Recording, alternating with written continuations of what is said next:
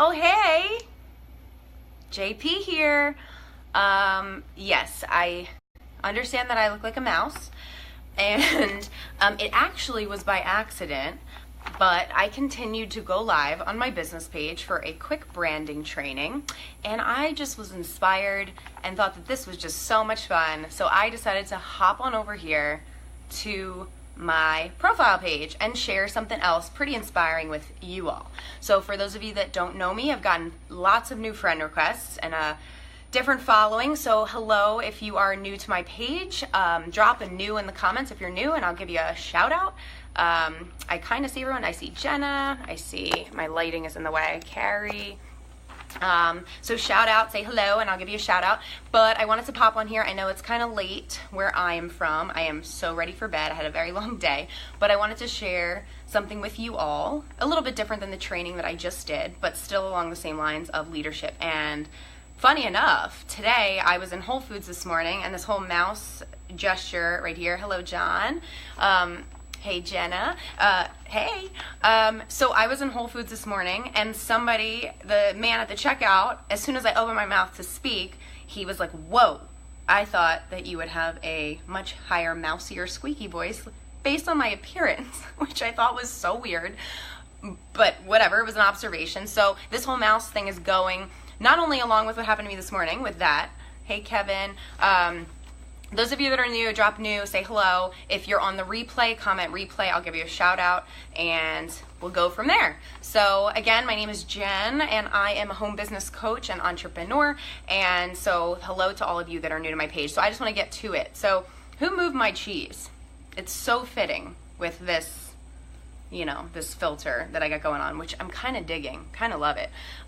Who Moved My Cheese is actually a book that I read. Just like everything in life happens for a reason, right? So my first job out of college, I was in a great internet marketing company, a very long commute, so I'm very grateful that I am a home-based business owner now, that I don't have to do that commute, but it was a great experience, great learning experience, great company, and one of the first books that my boss at the time had me read was Who Moved My Cheese?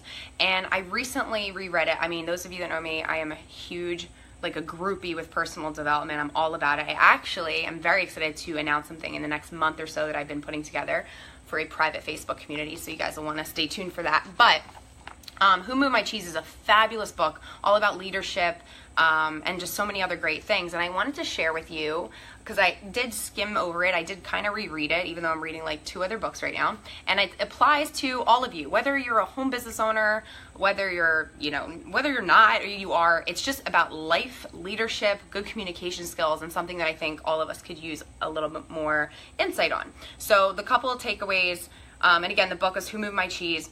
I'll put it in the comments if you'd like to get it, because I highly suggest it. But these are a couple of my big takeaways, and I want to share it with you because it's applicable to everybody. So and it's especially good for those of you that are leaders or CEOs or whatever, right? Remember that old beliefs do not lead you to new cheese. They don't, okay? So being complacent leads to extinction, so to speak.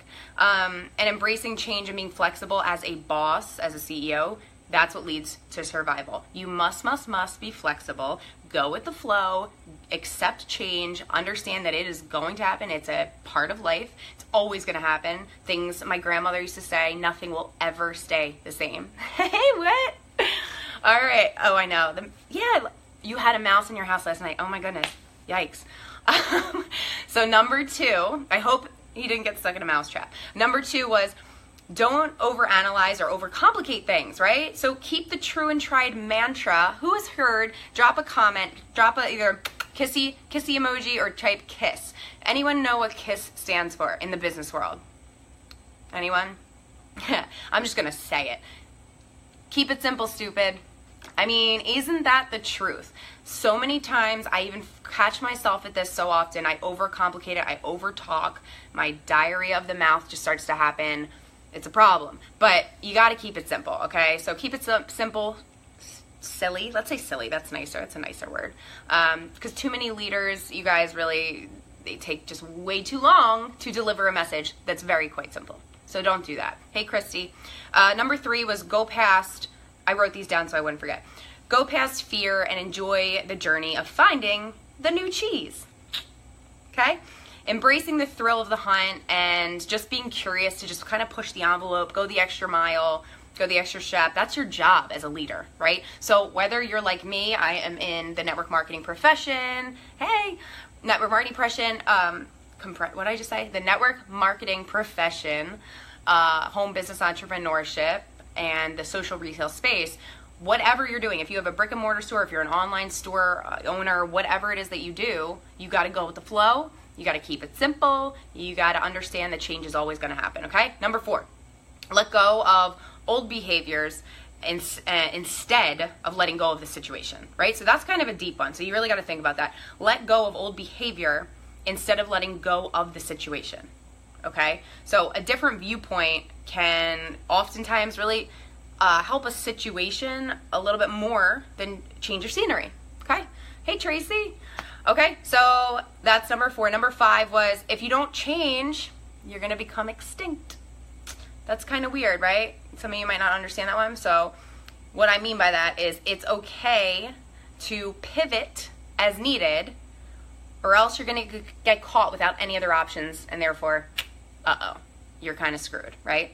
Okay, number 6 is consider what you might do if you weren't afraid. So for those of you that are watching me right now, and hello to everyone who's just joining in, I didn't want to be live tonight. I was pretty tired, but my girl Wit and me decided that we are going balls to the wall, and we are going to be here each and every day showing up. So between this and my business pages and my team pages, I am going live every single damn day. Why? Not because I want to, guys. When you get out of your comfort zone, it's scary, okay? I will admit that these lives are getting more and more fun to do, and I love bringing value and teaching others, but I will say it can get to you, right? So, but I'm here and I'm doing it. I'm getting out of my comfort zone. And if I was so afraid, I would not be able to be impacting others, be able to providing value, be able to teach other people. So it's keep it simple, stupid. I'm trying not to use that word so much, but it is stupid to let your fears get in the way. Check out a video I did a couple days ago, and I think it's about fear. I don't know. They're all jumbled together at this point. Hey, Trace. Yeah, I know you're so excited to see me every day. All right, so next one was smell. This is kind of funny. I wrote this down. Smell the cheese often so you know when it's getting old. What I mean by that is in life and in business and in everything that you do, timing is everything, right? You have to go with the flow. You have to know when you need to move on from some things. You need to know when to bring in the new and the change and welcome it. I mean, you should always welcome change, but you kind of get the point, okay? Next one is move beyond the fear and feel free. This is a big one for me. Big, okay? I don't want any of you to be afraid to be the leader that you are supposed to be, right? Some of us think of that word leader and you're like, no, that's not me. And I get that for sure, but I just did a video on my business page all about branding. Branding is something I'm very passionate about. I am a graphic designer by trade, and I don't think enough people, no matter what it is, even if you're a stay-at-home mom and that is your 100%, that is all that you do, which by no means am I downplaying that because that's the hardest job ever. You have a space, you have a gift, you have something to share. Your brand is you. So, I'm digressing a little bit here, but Coca-Cola, Nike, Apple, Facebook, right? They're brands, but there's only one you. Usually we're made from a mom and a dad, right? And there is no one else, not even twins, whatever. No one is you. No one can deliver the messages and the leadership and the trainings and the information that you can deliver. So in a way, every single human being is a leader in its own right and its own form. So you need to understand that. And if you are a business owner, if you're in direct sales, network marketing, like I said, yada, yada, yada, whatever it is that you're doing, you have a gift, you have value to share. You should really go share that. Like, really, okay? Number 9 is imagine yourself enjoying the new cheese even before you find it. So this kind of goes along the lines of like law of attraction or intention setting, but my Lord, is it a real thing? So please, if you need any suggestions on law of attraction, manifestation, intention setting, books, trainings, anything, please reach out to me. I have a ton of them and I'm all about it. Hey, Derek. Hey, Jenna.